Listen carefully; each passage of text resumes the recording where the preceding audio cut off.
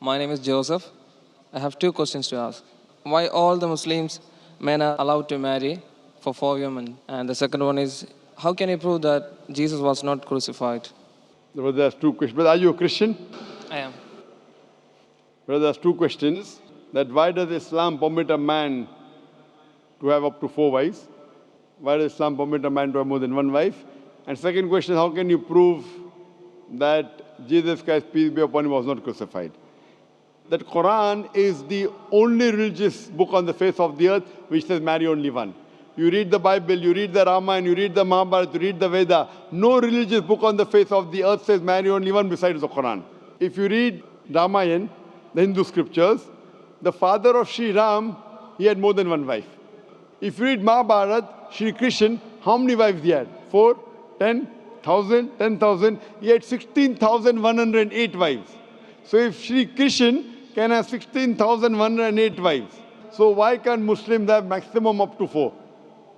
If you read the Old Testament, it says that Solomon, peace be upon him, had 700 wives. Abraham, peace be upon him, had 3 wives.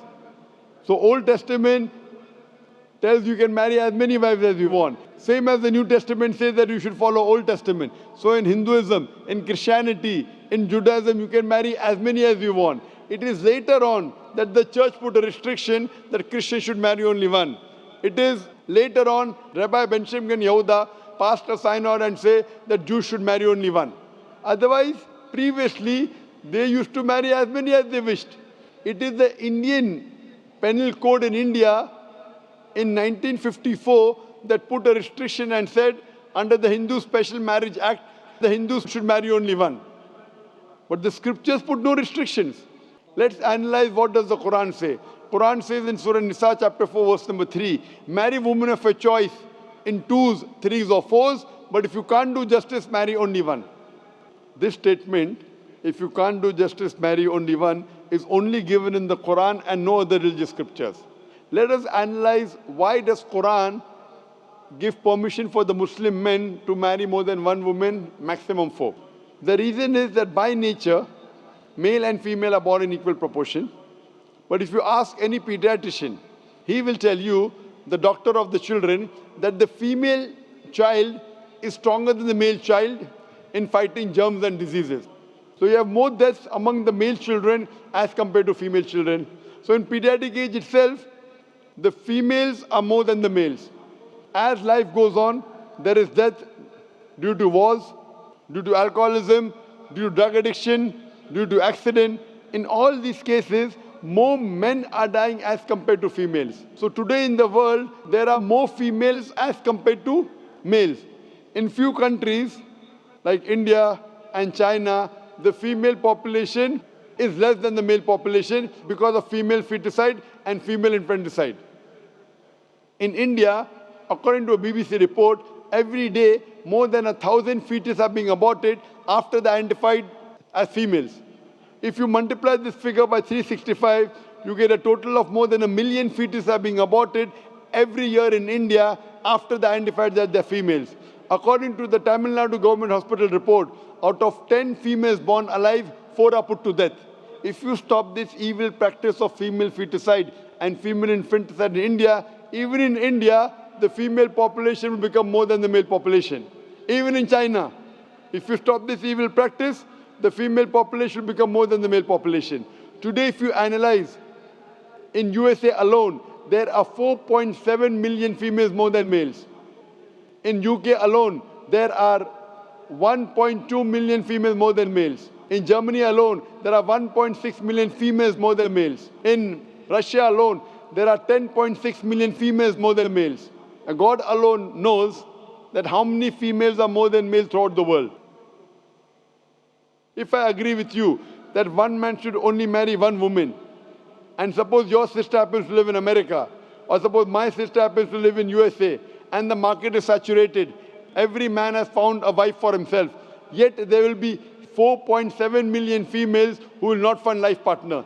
And if your sister happens to be one of them, or if my sister happens to be one of the 4.7 million females who have not found a life partner for themselves, the only option for them is that she either marries a man who already has a wife, or becomes public property. Public property, such a harsh word. It is the most sophisticated word I can use.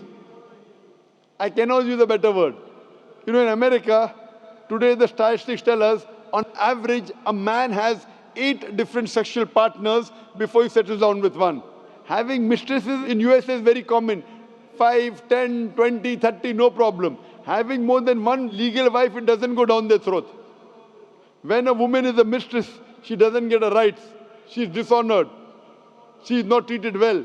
In Islam, when a woman becomes the second wife, she gets the honor, she gets the right, she's treated well. Any modest woman, if you ask her, that would you prefer being a second wife of a man who's already married or become public property, they would opt for the first. So Islam has given permission for some men to have more than one wife to protect the modesty of the woman. Coming to your second question. Is it allowed for ladies to marry 4 men? Brother, you're asking counter question, the time is limited.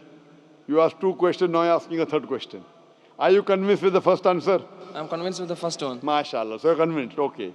The brother asked that, is a woman allowed to have more than one husband? If you do that, this problem will be exaggerated more. I mean in Muslims, in Muslims. As it is, women are more than men. If women marry more than one husband, the problem will be exaggerated.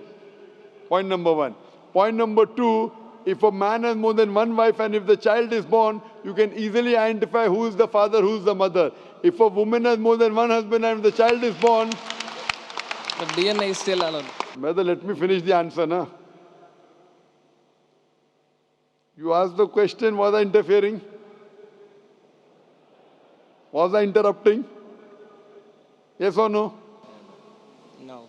No. So why are you interrupting? After I finish, you can ask, na? I'm a medical doctor. Are you a medical doctor? No. I'm a medical doctor. I know about DNA testing. I'll come to it. Once, if a woman has more than one husband, 2 husbands, and if a child is born, and if he goes to admit in the school, and if the question, who's your father, she'll have to give 2 names. You're talking about DNA testing. I know about it. DNA testing is recent. Was DNA testing there 50 years back? Was it there? No. It's a new recent discovery, yet it's not 100%. Even if I agree it's 100%, it is now, it wasn't there before. Islam is there since time immemorial. And this is not the only reason. Even if I agree tomorrow it becomes 100% perfect, this is not the only reason. Today science tells us that man is more polygamous in nature as compared to the female.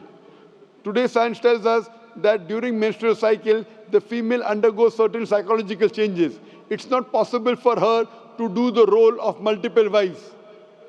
But a man doesn't undergo these changes. It's possible for him to do a role of multiple husbands.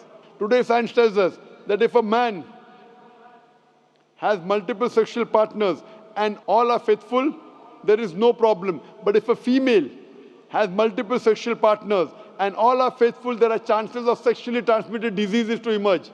And that disease will go back to the male partner. So medically, it is not acceptable that a female has multiple partners, but medically and scientifically, it's acceptable that a male can have multiple partners.